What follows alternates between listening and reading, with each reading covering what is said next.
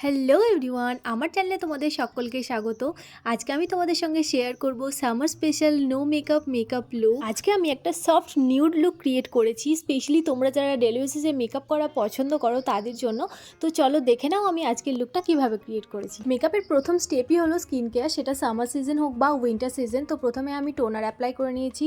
টোনারটা ফেসের মধ্যে খুব ভালোভাবে অ্যাবজর্ব হয়ে গেলে দেন আমি এখানে অ্যাপ্লাই করে নেব ময়শ্চারাইজার। যেহেতু আমার অয়েলি স্কিন, তো আমি এখানে একটা ওয়াটার ময়শ্চারাইজার ইউজ করছি। আজকে আমি অ্যাপ্লাই করেছি পন্ডস সুপার লাইট জেল ময়শ্চারাইজারটা মুখের মধ্যে লাগিয়ে নেওয়ার পর কিছুক্ষণ ওয়েট করবে, অ্যারাউন্ড 2 to 3 মিনিটস, যাতে করে ময়শ্চারাইজারটা খুব ভালোভাবে স্কিনের মধ্যে অ্যাবজর্ব হয়ে যায়।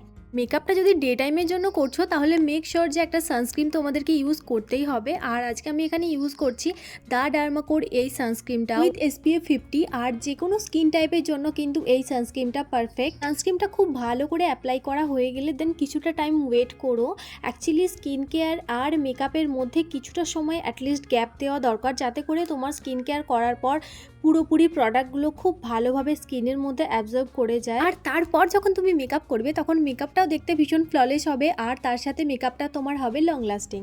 সো আফটার স্কিন কেয়ার মেকআপের প্রথম স্টেপ হলো অ্যাপ্লাইং প্রাইমার। আর আজকে আমি এখানে ইউজ করেছি নাইকা প্রেপার প্রাইমার। এটা একটা সিলিকন বেস প্রাইমার। তোমরা এখানে তোমাদের পছন্দের যে কোনো প্রাইমার ইউজ করতে পারো, বাট হ্যাঁ, প্রাইমারটা কিন্তু কেউই স্কিপ করো না। প্রাইমার কিন্তু তোমার মেকআপকে লং লাস্টিং করতে হেল্প করে। প্রাইমার অ্যাপ্লাই করা হয়ে গেলে কিছুক্ষণ ওয়েট করো, যাতে করে প্রাইমারটা স্কিনের মধ্যে খুব ভালোভাবে অ্যাবজর্ব করে যায়।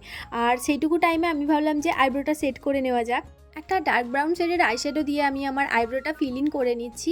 আর হ্যাঁ, আইব্রো কিন্তু ফিল ইন করতে একদম ভুলবে না। তুমি যত ভালো করেই মেকআপ করো না কেন, যদি আইব্রো ফিল ইন না করো তাহলে কিন্তু লুকটা ইনকমপ্লিট থেকেই যায়। এখানে দেখো আইব্রোটা ফিল ইন করার পর পুরো লুকটাই চেঞ্জ হয়ে গেছে। ওকে, সো আজকে আমি কোনো রকম ফাউন্ডেশন ইউজ করছি না, জাস্ট একটা কনসিলার দিয়েই আমি আমার বেসটা ক্রিয়েট করে নিচ্ছি। একটা কনসিলার ব্রাশের সাহায্যে খুব ভালো করে আমি কনসিলারটা অ্যাপ্লাই করে নিচ্ছি পুরো মুখে। দেন একটা ড্যাম বিউটি ব্লেন্ডার দিয়ে খুব ভালো করে ব্লেন্ড করে নেব।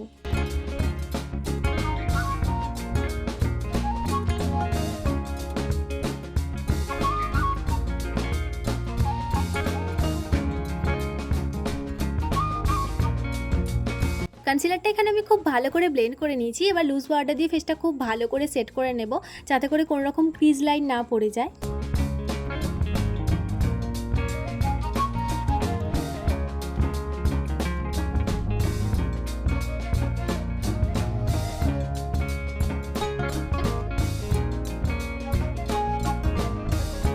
ব্লাশ হিসেবে আজকে আমি একটা পিঙ্ক কালারের লিপস্টিক ইউজ করেছি। তোমাদের কাছে যে কোনো ধরনের ক্রিম ব্লাশ থাকলে তোমরা সেটা ইউজ করতে পারো।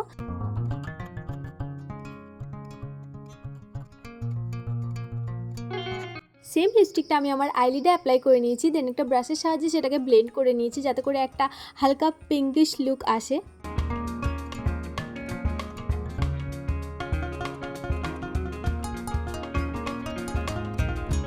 ভীষণই হালকা করে পাউডার ব্লাশের একটু টাচ আপ দিয়ে নিচ্ছি। একটা ড্রাই টিস্যু নিয়ে আমি মুখের মধ্যে খুব হালকা হালকা করে প্রেস করে নিচ্ছি, যাতে করে যেটুকু সোয়েটিং হয়েছে সেটুকু টিস্যুর মধ্যে অ্যাবজর্ব করে যায়। দেন আমি ফেসটা সেট করে নিচ্ছি সুইস বিউটি সেটিং স্প্রে দিয়ে। একটা ডার্ক ব্রাউন আইশ্যাডো নিয়ে আউটার কর্নারগুলো হালকা করে এক্সটেন্ড করে নিলাম। ওই সেম শেডটা আমি লোয়ার ল্যাশ লাইনে হালকা করে অ্যাপ্লাই করে নিচ্ছি, যাতে করে একটা ব্রাউনিশ এফেক্ট আসে।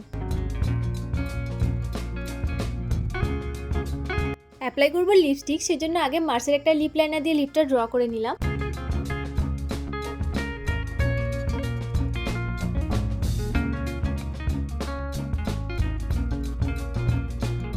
লিপস্টিকের জন্য নিয়েছি Nykaa matte glass liquid lipstick in the shade 17 gold.